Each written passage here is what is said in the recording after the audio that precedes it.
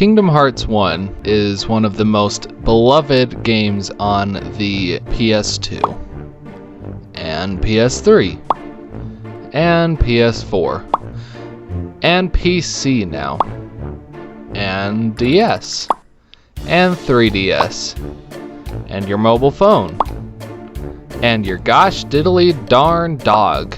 So what exactly is Kingdom Hearts? Well, it's a mixture of Disney magic and Final Fantasy teen angst. Respected director Tetsuya Nomura and the Disney folks decided, you know, what the heck, let's throw together a game to make lots of moolah.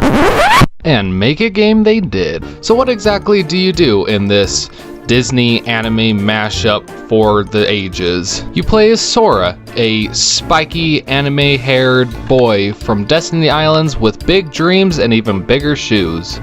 You start this journey on Destiny Islands, a beautiful, wonderful island paradise that for some reason Sora, Kairi, and Riku want to leave. You are quickly introduced to two of the series' most important characters, Riku, the emo kid who has muscles for days, and Kairi, the milquetoast girl with no discernible personality traits. Once you do a little cast meet and greet where you hold hands and hug each other and tell each other what great friends you are quickly torn apart, after which you get introduced to the Disney cast and learn a few things about that giant key that you carry around. You also learn that things in these worlds are not that great. I mean, people are dying everywhere. This could be considered an apocalypse. There's these little black heartless things running around stealing people's hearts. Yeah, it's great. It's a great time out here. As you play this game and complete Disney worlds, you will level up, increasing the damage that you deal and decreasing the damage that is dealt to you. You can also increase the damage that you deal through items and abilities. Certain equipment such as the Keyblades are very important and change up the gameplay quite a bit. You get said Keyblades through completing worlds or doing certain world quests. For the most part, you'll be able to switch it out for the newest and shiniest and brightest one you want. But sometimes there are certain abilities that on certain Keyblades that you really might want to consider using. For example, if you're a strength user, someone who just, sits and mashes X most of the game, and you don't really use magic all that much, you might want to stick to strength-based Keyblades such as Metal Chocobo or Oblivion. Versus if you are a magic user, you might want to stick to different magic-using Keyblades such as Diamond Dust and Spellbinder. You may also come across other equipment in the game that will give you different stat boosts that are very, very helpful, and I highly suggest it. Now, let's break down the combat and different abilities that you can use in combat. The basic attack button, which you will be mashing quite a bit, is the X button. X is the center for all of your basic attacks, and you will press that button way more times than you care to admit. I mean, when you got this game, your X button was like... I'm in danger! So yeah, basically, the easiest way to kill something is just by mashing the X button. Sometimes enemies are a little bit harder, so you might have to utilize the different abilities that you get. One ability that you get pretty early on, but not exactly at the start of the game, is Dodge Roll. You get Dodge Roll by completing Traverse Town, and let me tell you, it is a lifesaver. Dodge Roll is mapped to the square button, so make sure to keep that in mind. Other things you can use are the spells. Now, the long and incorrect way to use spells is scrolling down the command menu using the D-pad and clicking on magic and then scrolling once again to find the magic that you want to use.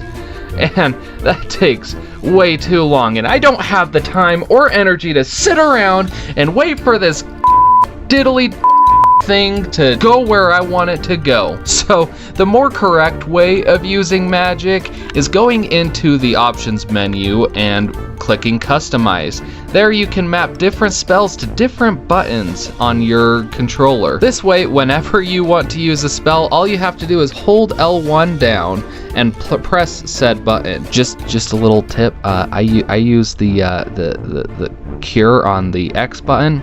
That way I can just keep mashing X throughout the whole game. Another thing that you can use in combat are abilities, and let me tell you, these abilities are amazing.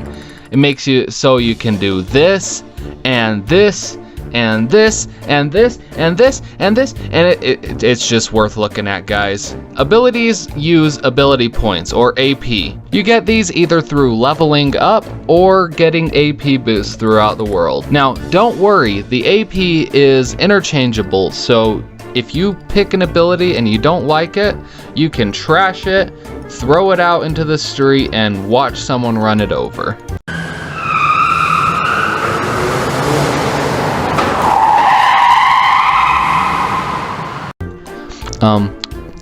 Just saying, I highly suggest the Leaf Bracer ability. It pretty much makes you a god.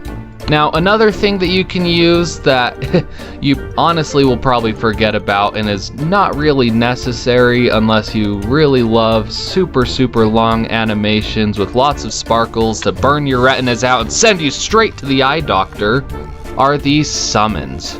There are lots of different summons that you'll unlock through the game. Different Disney characters that worlds were destroyed, but they were too strong to be destroyed with it. Characters such as Simba, Bambi, Dumbo, the creepy Pringle Man, and Dwight Schrute. Let me get it. Okay, ready? Yes. Oh, God! Ow! Now, okay, so I know it sounds like there's a lot, but in all honesty, there really isn't, and you'll get used to it, and honestly, you probably won't even use 90% of it. But it's good to know that it'll be there to comfort you in the loneliest moments. So that's basically the combat. Other extras that are included in the game but aren't really necessary are the Olympic Games and the Moogle Synthesis Shop. Now, I highly suggest you do both of these things. It's a lot, I know, but you will thank me for it. I mean, the strongest Keyblade in the game can only be obtained through synthesis, and only if you've synthesized every single other item, which is a lot. There are 30 of these things. You get different synthesis items from different enemies. You can run throughout the game and, try and kill as many things as you can, get them to drop items. I would definitely suggest breaking out that notepad or something to write down what enemies drop what, because it's a lot. The Olympus Coliseum is a fun round-based fighting match. You can get some pretty cool different items from here, so I highly suggest it. Also, some of my favorite plot moments and other things, you know what I'm talking about, in the entire game happen in the Olympus Coliseum. So even though it's optional, I would honestly say it's not really that optional. You should definitely take a look and definitely try it out. For all you KH fans out there, you know there's a topic I've been skirting around, and that is